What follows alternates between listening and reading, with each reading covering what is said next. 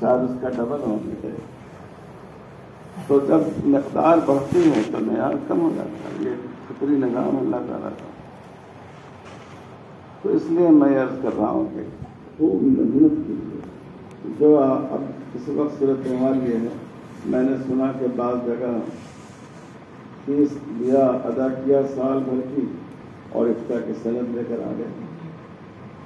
اس سے زیادہ شرمناک کی بات نہیں. اور یہ بھی جو آن لائن افتاء کی تربیت ہے، معہد میں تو مجبوری نہیں کیا گیا، اور جیسے ہی گنجائش پیدا ہوئی آپ لوگوں کو بلا لیا گیا کہ آن لائن تعلیم بھی ہو گئی، تربیت بھی ہو گئی، اور پھر سند بھی جاری کر دی گئی. مستقبل میں اس کے بہت ہی خراب اثرات پیدا ہوئے، اور نام نہاد مفتیوں کی ایک ٹیم تیار ہو گئی. جب آدمی استاد کے ساتھ بیٹھتا ہے، گفتگو کرتا ہے، اس سے بہت سی چیزیں پیدا ہوتی ہیں. ایک دوسرے کی صحبت کا اثر پڑتا ہے. تو اس لیے آپ لوگوں سے میری یہ گزارش ہے کہ 2 کام ابھی آپ لوگ کریں گے یہاں سے جب بھی فارغ ہوں گے. ایک تو اگلے 3 سال سے 5 سال تک اگر کوئی ناقض وضو کا مسئلہ بھی پوچھے تو کتاب میں دیکھے بغیر جواب نہ دیجیے.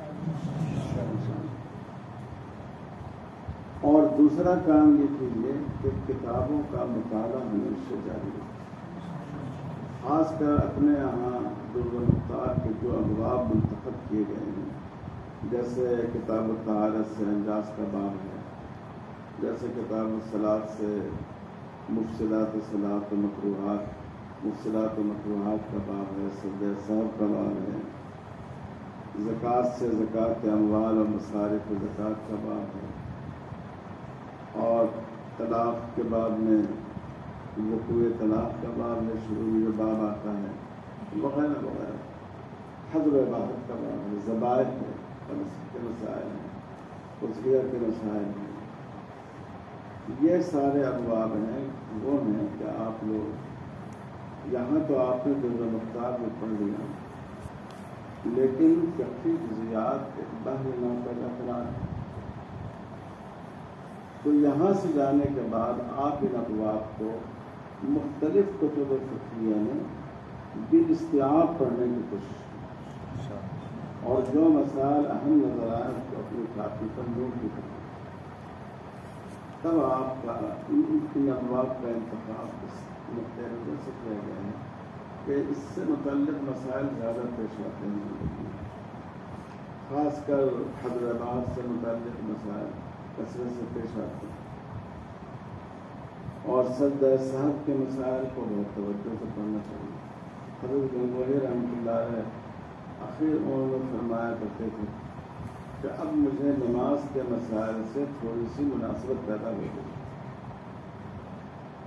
تو اس کی وجہ میں یہ سمجھتا ہوں کہ تمام ابواب فقہیہ میں نماز کے بعد میں، کیونکہ حضور نے فرمایا صلو کما رأیتمونی اصلی، یعنی یہ پوری طرح تعبدی عمل ہے کہ حضور صلی اللہ علیہ وسلم کے طریقے کے مطابق کرنا ہے، اور اس میں اجتہاد کا دخل نہ ہونے کے برابر ہے.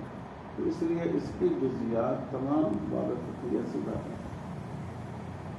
تو اس لیے میں آپ سے کہہ رہا ہوں، میں یہ سجدہ سہو کے مسائل جب لوگ پوچھتے ہیں، کوئی ایسا مسئلہ ہو تو اگر پوری طرح یاد ہو تو میں بتاتا ہوں، اور میں کہتا ہوں بھائی میں کتاب دیکھ کے بتاؤں، کیونکہ تھوڑے تھوڑے اس سے احکام میں فرق بھی ہے. ایک مسئلے میں وجہ اجتہاد 2 ہوتی ہیں.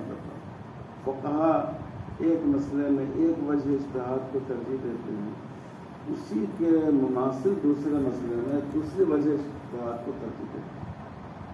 تو اس لیے اس پر محنت کی ضرورت ہے. اللہ تعالیٰ آپ لوگوں کو علم نافع عطا فرمائے، اور آپ کے اساتذہ جنہوں نے محبت سے اور محنت سے آپ کو یہ کتاب پڑھائی، اور آپ لوگ ایک کام یہ کیجیے کہ یہ کتاب آپ نے پڑھی ہے اس کی ایک تلخیص مرتب کریں، کاپی میں ایسی تلخیص جو 5-6 صفحے میں مختصر ترین ہے. مثلا علامہ شامی نے اس میں وجوہ ترجیح نقل کیا. عمران خان کی جو وجوہ ترجیح، وجہ نمبر 1 ایک مثال اس کی، وجہ نمبر 2 ایک مثال اس کی. اس طرح سے آپ اس کو کم سے کم الفاظ میں آپ پورے کا آپ خلاصہ کر سکتے ہیں. اور جب آپ ایک نظر ڈالیں گے پوری کتاب آپ کے ذہن میں شامل ہے. تو میں بہت سے گزار بھی ہوں کہ آپ لوگوں نے اس میں مجھے شریک کر لیا. اور اس کے شروع میں جو شرح مہذب کا مقدمہ ہے امام نووی کا اصول عشقہ کے بارے میں، وہ بھی بہت اہم ہے. امام نووی، امام علامہ شامی کی پوری بحث کا خلاصہ قول ترجیح کی تعین ہے. لیکن اس کا کیا آداب کیا ہے، کیسا کاغذ ہونا چاہیے، کیسے لکھنا چاہیے، کیسے جب آپ کو شروع کرنا چاہیے وغیرہ وغیرہ، وہ امام نووی نے بڑی خوبی سے بیان کیا ہے. بہت ضروری ہے وہ، اور عبادت بھی بالکل آسان ہے. آپ لوگ خود اس عبادت پورا کر سکتے ہیں. اس لیے اس مقدمے کو شرح مہذب کے ضرور پڑھ دیں گے. انشاءاللہ پڑھیں گے ویسے انشاءاللہ، اور تلخیص بھی کریں گے انشاءاللہ. درود شریف پڑھیں گے.